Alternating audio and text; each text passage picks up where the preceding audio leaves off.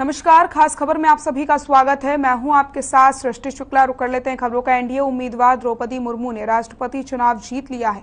तीसरे राउंड की गिनती में ही उन्होंने राष्ट्रपति बनने के लिए जरूरी 50% वोट पा लिए हैं और विपक्ष के उम्मीदवार यशवंत सिन्हा को बड़े अंतर से हरा दिया है।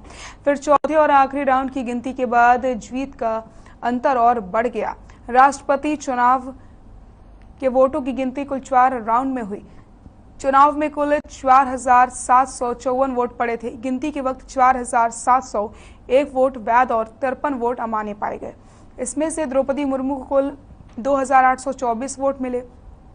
इनकी वैल्यू 6,76,803 थी। वहीं यशवंत सिन्हा को 1,877 वोट मिले, जिनकी वैल्यू 3,80,177 रही।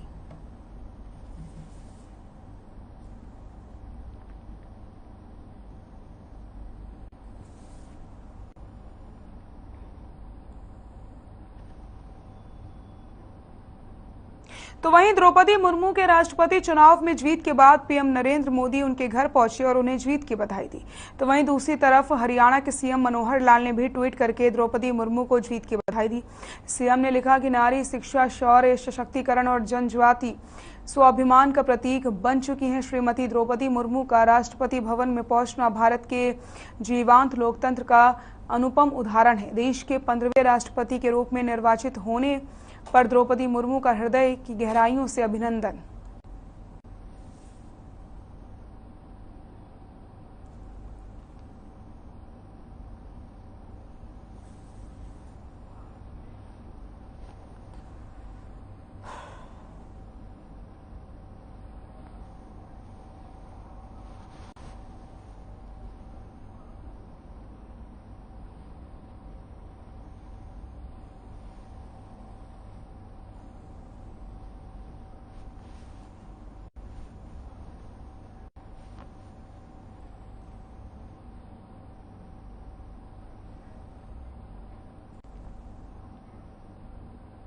मुख्यमंत्री मनोहर लाल आज दिल्ली दौरे पर रहेंगे। इस दौरान मुख्यमंत्री कई केंद्रीय मंत्रियों से मुलाकात कर सकते हैं। केंद्रीय मंत्रियों से सीएम राज्य में चल रही विकास परियोजनाओं पर भी चर्चा कर सकते हैं। वहीं सीएम नवनिर्वाचित राष्ट्रपति द्रौपदी मुर्मू से भी मुलाकात कर सकते हैं। मुख्यमंत्री मनोहर लाल दिल्ली के अशोका होटल में प्रधानमंत्री नरेंद्र मोदी की ओर से दिए जा रहे रात्रि भोज में भी शामिल हो सकते हैं। प्रधानमंत्री नरेंद्र मोदी निवर्तमान राष्ट्रपति रामनाथ कोविंद को विदाई देने के लिए विदाई रात्रि भोज का आयोजन कर रहे हैं। 24 जुलाई को निवर्तमान राष्ट्रपति रामनाथ कोविंद का कार्यकाल खत्म होने वाला है।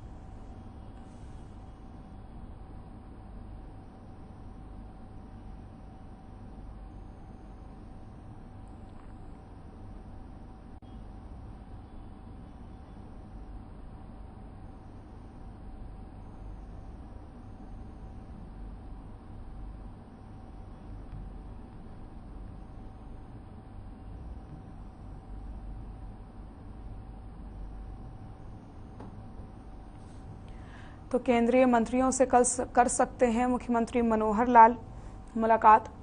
कई कार्यक्रमों में भी मुख्यमंत्री मनोहर लाल शामिल होने वाले हैं। दिल्ली दौरे पर सीएम मनोहर लाल केंद्रीय मंत्रियों से कर सकते हैं मुलाकात। नवनिर्वाचित राष्ट्रपति द्रौपदी मुर्मू से भी कर सकते हैं मुलाकात।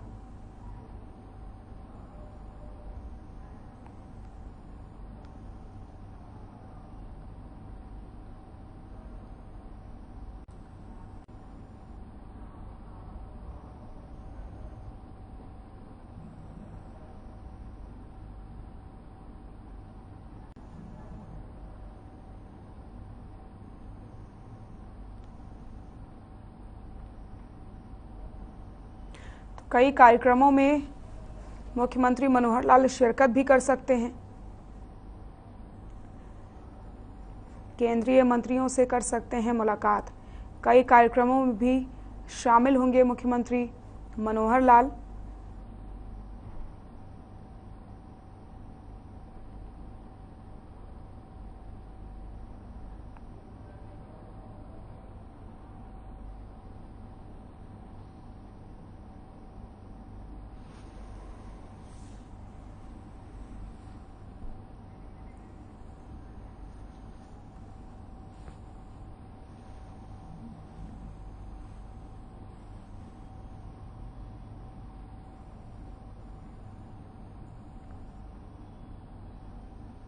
नवनिर्वाचित राष्ट्रपति द्रौपदी मुर्मू से कर सकते हैं मुलाकात।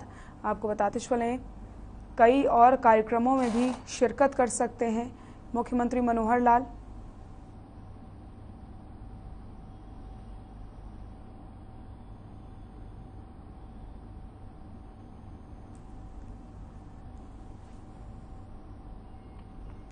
दिल्ली दौरे पर सीएम मनोहर लाल नवनिर्वाचित राष्ट्रपति द्रौपदी मुर्मू से कर सकते हैं मुलाकात।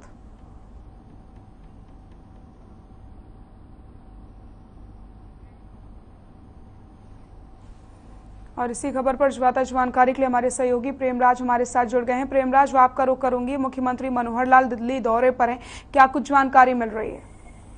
और बिल्कुल देखिए, आज शाम को मुख्यमंत्री मनोहर लाल दिल्ली पहुंचेंगे और जो जानकारी है कि पहले जो नवनिर्वाचित राष्ट्रपति हैं द्रौपदी मुर्मू, उनसे वो मुलाकात कर सकते हैं। और शाम को जिस तरीके से रामनाथ कोविंद का विदाई समारोह है सोका होटल दिल्ली में, वहां पर पीएम मोदी के नेतृत्व में तमाम जो केंद्र के मंत्री हैं वो वहां पर डिनर में शामिल होंगे। वहीं जो बीजेपी शासित राज्य के मुख्यमंत्री हैं सभी प्रदेशों के, वो इस डिनर में शामिल होंगे। तो इस डिनर में मुख्यमंत्री मनोहर लाल भी शामिल हो सकते हैं। जी बिल्कुल। प्रेमराज, आपसे जानना चाहती हूँ कि कई केंद्रीय मंत्रियों से भी मुलाकात कर सकते हैं वो, कई विकास परियोजनाओं को लेकर के चर्चा की जा सकती है, इसको लेकर के क्या कुछ अपडेट आपके पास? बिल्कुल देखिए, ये जानकारी निकलकर सामने आ रही है कि प्रदेश में जिस तरीके से विकास कार्य चल रहे हैं केंद्र की तरफ से, और उन विकास कार्यों को लेकर अलग अलग डिपार्टमेंट के केंद्र के मंत्रियों से भी मुलाकात कर सकते हैं। और जो जानकारी है कि 24 तारीख को जो दिल्ली में बैठक है, उस पहलू को देखते हुए भी तमाम जो केंद्र के मंत्री हैं उनसे वो मुलाकात कर सकते हैं। जी बहुत बहुत शुक्रिया आपका प्रेमराज तमाम जानकारी के लिए। तो दिल्ली दौरे पर मुख्यमंत्री मनोहर लाल नवनिर्वाचित राष्ट्रपति द्रौपदी मुर्मू से भी वो मुलाकात कर सकते हैं। इसी के साथ आपको बता दें केंद्रीय मंत्रियों से भी उनकी मुलाकात हो सकती है। एनडीए उम्मीदवार द्रौपदी मुर्मू ने राष्ट्रपति चुनाव जीत लिया है। तीसरे राउंड की गिनती में ही उन्होंने राष्ट्रपति बनने के लिए जरूरी 50% वोट पा लिए और विपक्ष के उम्मीदवार यशवंत सिन्हा को बड़े अंतर से हरा दिया है। फिर चौथे और आखिरी राउंड की गिनती के बाद जीत का अंतर और बढ़ गया। राष्ट्रपति चुनाव के वोटों की गिनती कुल 4 राउंड में हुई। चुनाव में कुल 4,754 वोट पड़े। गिनती के वक्त 4,701 वोट वैध और 53 वोट अमान्य पाए गए। इसमें से द्रौपदी मुर्मू को कुल 2,824 वोट मिले, जिनकी वैल्यू 6,76,803 थी। वहीं यशवंत सिन्हा को 1,877 वोट मिले, जिनकी वैल्यू 3,80,177 रही।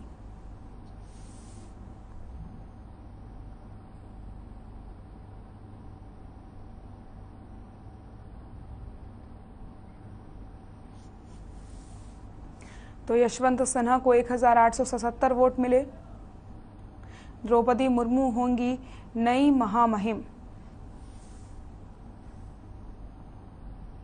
4 राउंड तक चली थी वोटों की गिनती।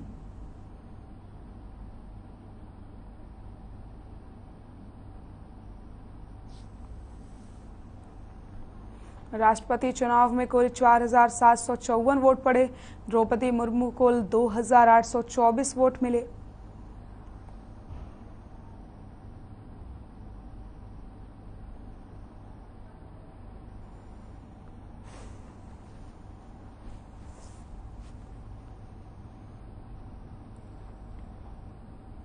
केंद्रीय माध्यमिक शिक्षा बोर्ड सीबीएसई ने छात्रों के लंबे इंतजार को खत्म करते हुए 12वीं का रिजल्ट जारी कर दिया। छात्र डिजिलॉकर से रिजल्ट चेक कर सकते हैं। सीबीएसई रिजल्ट में इस बार भी छात्राओं ने बाजी मारी। परीक्षा में 94.54% छात्राएं और 91.25% छात्र पास हुए। जवाहर नवोदय विद्यालय का रिजल्ट 98.93% रहा। वहीं केंद्रीय विद्यालय का रिजल्ट 97.04% रहा। इस साल रिजल्ट में सभी जोन में त्रिवेंद्रम सबसे ऊपर रहा। आपको बता दें सीबीएसई बोर्ड रिजल्ट को लेकर छात्र लंबे समय से अनिश्चितता की स्थिति से जूझ रहे थे। नवंबर-दिसंबर 2021 में आयोजित सीबीएसई टर्म 1 बोर्ड परीक्षा एमसीक्यू फॉर्मेट में हुई थी।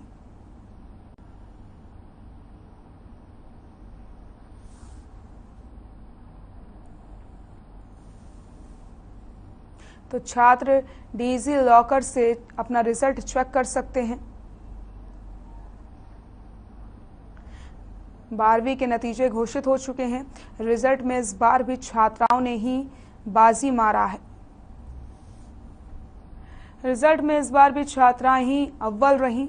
तो आपको बताते चलें 94.54% छात्राएं और 91.25% छात्र पास हुए। 98.93% जवाहर नवोदय विद्यालय का रिजल्ट गया।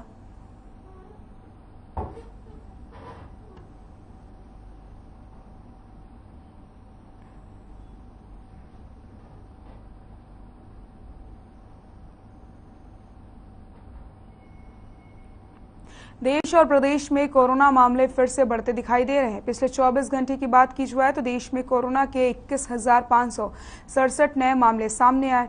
वहीं देश में 24 लोगों की कोरोना से मौत हुई। हरियाणा में कोरोना के मामलों में तेजी देखने को मिली। प्रदेश के पिछले 24 घंटे में कोरोना के 555 नए मामले सामने आए। जब तक वर्तमान में प्रदेश में कोरोना के कुल 2,415 एक्टिव मामले पाए हैं।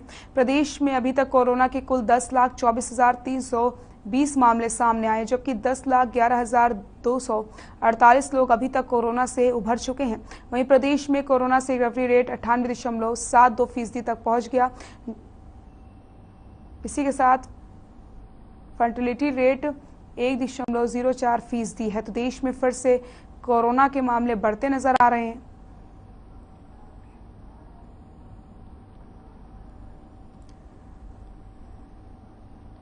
कोरोना के 555 नए मामले सामने आए। 2,415 लोग कोरोना से ठीक हुए।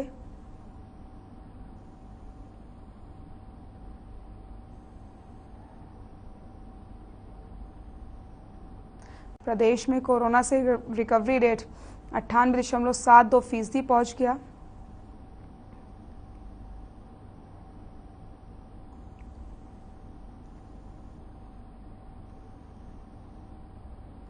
चौबीस घंटे में 21,567 नए मामले सामने आए।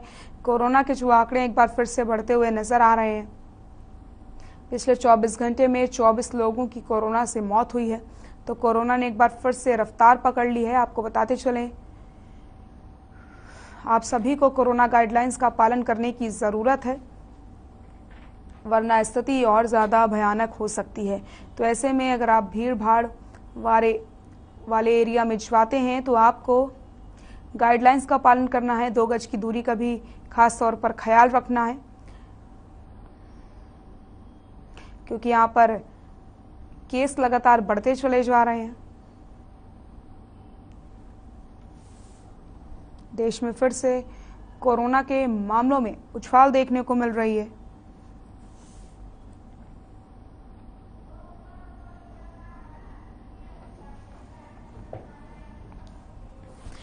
और हमारे साथ डॉक्टर पंकज वत्स, पूर्व डीजी हेल्थ, जुड़ गए हैं। पंकज जी, बहुत बहुत स्वागत है आपका हर खबर पर।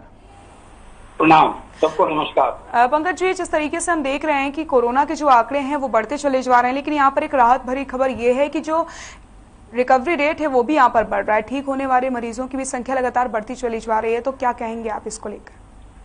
देखिए, कोरोना की निरंतर जो संक्रमण शक्ति है वो धीरे धीरे कम हो रही है, और उसके संक्रमण के बाद उसके दुष्प्रभाव हैं वो भी धीरे धीरे कम हो रहे हैं। यही इस बात को दर्शाता है कि मौत के आंकड़े जो है वो अब पहले से कम होते जा रहे हैं। बारिश का मौसम है, चारों तरफ बाढ़ पानी बाकी है, तो इस मौसम में और ज्यादा ध्यान रखने की आवश्यकता है ताकि हम कोरोना से बच सके।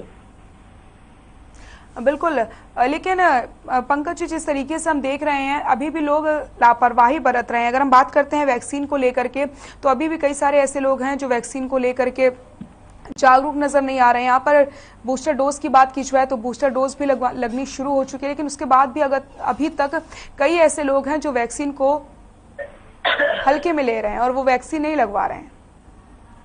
बस ये इंसान की ह्यूमन नेचर है, जब उसको सामने बहुत बड़ा संकट नजर आता है, मौत नजर आती है, तो वो भागता है उसके बचाव के लिए।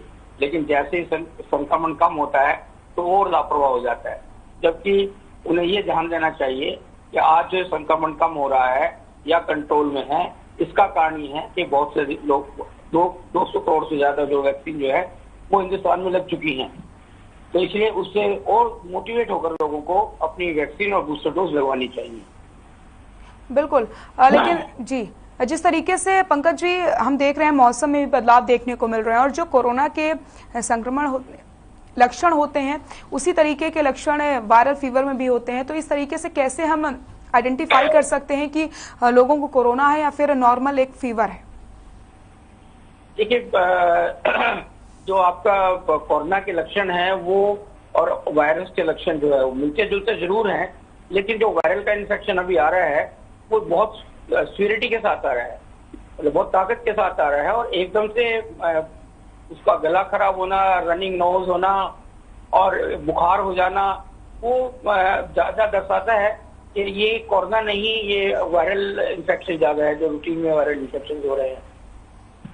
कोरोना में बहुत ज्यादा फीवर नहीं आता है जी। अब उसने अलग अलग तरीके से अपने दस्तक देनी शुरू कर दी है, कई तरह डायरिया के रूप में आता है, या हल्के बुखार के साथ आता है, या हल्का हल्का गला खराब होता है, लेकिन वायरल का जो है वो इफेक्ट ज्यादा स्थिर होता है। ये इससे थोड़ा सा हम डिस्टिंग्विश कर सकते हैं, बाकी जांच के बाद ही पता लगता है उसको कोरोना है या नहीं। बिल्कुल। पंकज जी, आपसे मैं ये भी जानना चाहूंगी कि जिस तरीके से जो बच्चे हैं उनका हम कैसे ख्याल रख सकते हैं, बच्चों को कैसे हम सुरक्षित रख सकते हैं, क्योंकि एक बार फिर से हम देख रहे हैं कि कोरोना के जो केसेस हैं वो बढ़ रहे हैं। देखिए, वही प्रिंसिपल्स हैं जो बड़ों के लिए है, सोशल डिस्टेंसिंग है, मास्क लगाना है, वेंटिलेटेड रूम्स में रहना है, क्लासरूम्स हैं तो वेंटिलेटेड क्लासरूम्स में रहना है, एसी का कम से कम उपयोग करें, क्योंकि अगर एसी है और इंफेक्शन वाला बंदा उस कमरे के अंदर है तो बाकी लोगों को ज्यादा गति से पहुंचा पाएगा। तो ये सारी प्रिकॉशन जो है वो हमें रखने की आवश्यकता है। जो बड़ों के लिए प्रिकॉशन है उसी तरह की बच्चों के लिए प्रिकॉशन है। बिल्कुल। लेकिन जिस तरीके से हम देख रहे हैं पंकज जी कि लोगों को यहाँ पर जागरूक करने का तो प्रयास किया ही जाता है, लेकिन लोग तभी सोचते हैं, तभी वो गाइडलाइंस का पालन करते हैं जब यहाँ पर प्रशासन सख्त होता है, वरना जिस तरीके से ढील दी जा रही है, इस समय तो हर चीज में छूट दे दी गई है और प्रशासन भी ज्यादा गाइडलाइंस का पालन नहीं करवा रहा है। जिस तरीके से पहले हम देखते थे कि चालान काटे जाते थे जो मास्क नहीं पहनता था, लेकिन अगर इस समय हम बाजारों में जाते हैं तो एक तरफ देखते हैं कि आंकड़े तो बढ़ ही रहे हैं, लेकिन वहां पर लोगों की लापरवाही भी देखने को मिलती है। लोग मास्क का इस्तेमाल नहीं करते हैं, 2 गज की दूरी का भी पालन नहीं करते हैं, तो ऐसे में कहीं ना कहीं ये जो लापरवाही लोगों की है आने वाले समय में भारी पड़ सकती है। देखिए, प्रशासन जो है वो एक लेवल तक ही अनुशासन लाने की कोशिश कर सकता है, लेकिन ये तो समाज के लोगों को, हम आपको सबको मिलकर ही इस अनुशासन की पालना करनी होगी। कब तक प्रशासन के भरोसे रहेंगे? और अभी इतने केसेस नहीं है कि प्रशासन को इंटरवीन करना पड़े। जहाँ केसेस आ रहे हैं बहुत स्कैटर्ड केसेस आ रहे हैं, और देखिएगा प्रशासन की भी अपनी लिमिटेशंस रहती हैं। जब बहुत ज्यादा स्थिति खराब होती है तभी वो एक्शन में आ सकता है, बाकी काम छोड़कर, क्योंकि बाकी काम के लिए भी प्रशासन को समय देना होता है। इसलिए ये अनुशासन तो सभी लोगों को स्वयं अपने स्तर पर ही करना होगा। जी।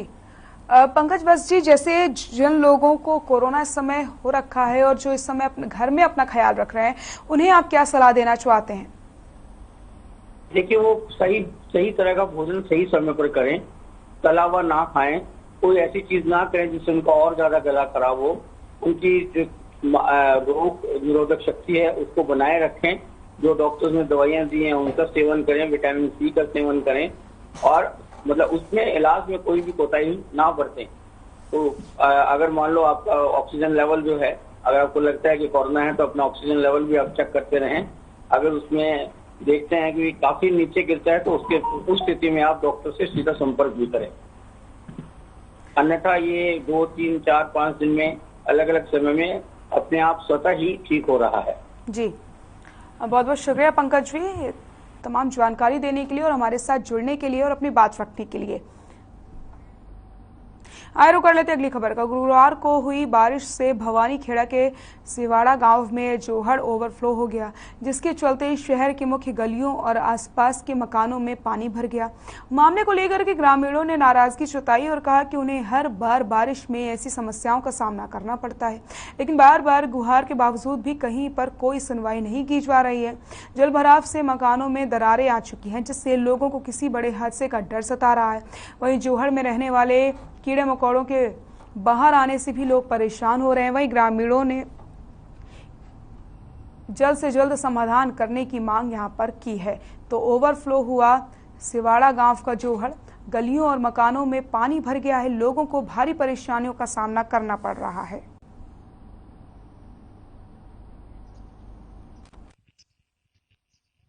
यह समस्या जी हमारे पानी बढ़ गया भीतर।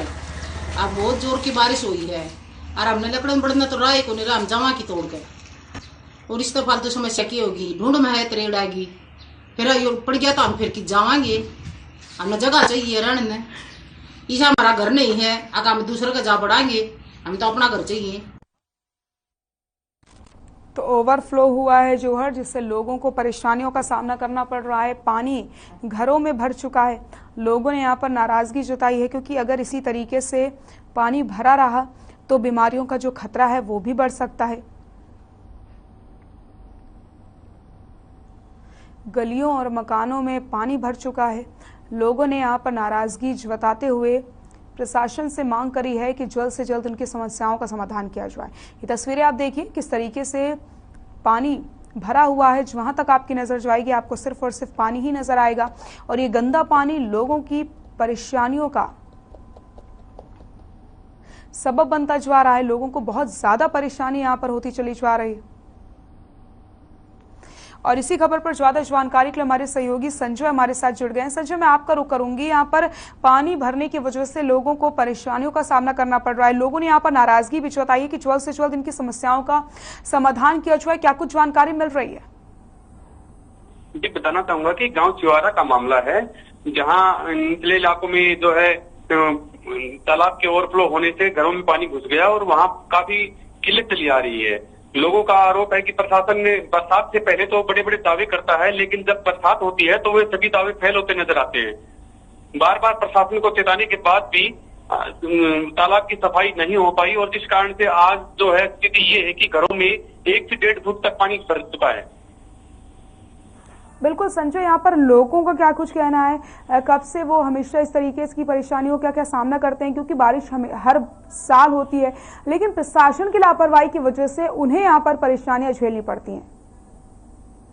जी, आपको बताना चाहूंगा कि जिस तरह से लोगों का हर बार यही आरोप होता है कि प्रशासन जो है बारिश से पहले बड़े बड़े दावे करता है कि अब की बार बारिश में घरों में पानी नहीं घुसेगा, लेकिन जब बारिश होती है तो वही स्थिति हर बार देखने को मिलती है और प्रशासन के जो दावे हैं वो फेल हो जाते हैं। बिल्कुल संजय, आपकी किसी अधिकारी से बात हो पाई है? क्योंकि यहाँ पर ये जो परेशानी है वो बढ़ती चली जा रही है। अगर इस परेशानी का जल्द से जल्द समाधान नहीं किया गया तो यहाँ पर आने वाले समय में बीमारियां भी फैल सकती हैं। जी, जो संबंधित अधिकारी हैं उनसे हमारी बात हुई है और उन्होंने आश्वासन दिया है कि बारिश का जो पानी है उसको निकालने के लिए पंप सेट लगाए जाएंगे 1-2 दिन में, और बारिश का जो पानी घरों में घुसा हुआ है वो पंप सेट द्वारा बाहर निकाला जाएगा। संजय, लेकिन 1-2 दिन का समय तो बहुत ज्यादा समय होता है। ऐसे कैसे लोग अपना जीवन यापन करेंगे इस परेशानी के बीच? जी, ये तो देखने वाली बहुत बात है कि जिस तरह से लोगों को परेशानी हो रही है उसमें जो ज्यादा किल्लत है और घरों में जो पानी घुसा हुआ है उसके कारण उनका जीना मुहाल हो गया है। अब जो प्रशासन है, प्रशासन भी अपने जो पुख्ता इंतजामों पे लगा हुआ है, और जो पंप सेट है उनकी उपलब्धता नहीं होने के कारण उनके पास में 1-2 दिन लग रहे हैं। बिल्कुल, बहुत बहुत शुक्रिया संजय आपका तमाम जानकारी के लिए। आइए रुक कर लेते हैं अगली खबर का। चंडीगढ़ से बड़ी खबर आपको बता देते हैं। राष्ट्रीय झंडा अंगीकरण दिवस, सीएम मनोहर लाल ने दी है सभी को बधाई। विश्व तिरंगा प्यारा झंडा ऊंचा रहे हमारा। 13 से 15 अगस्त तक हर घर पर तिरंगा फहरेगा। सीएम मनोहर लाल ने यहां पर बधाई दी है। राष्ट्रीय झंडा अंगीकरण दिवस, सीएम मनोहर लाल ने दी बधाई। विजय विश्व तिरंगा प्यारा झंडा ऊंचा रहे हमारा। 13 से 15 अगस्त तक हर घर फहराया जाएगा तिरंगा।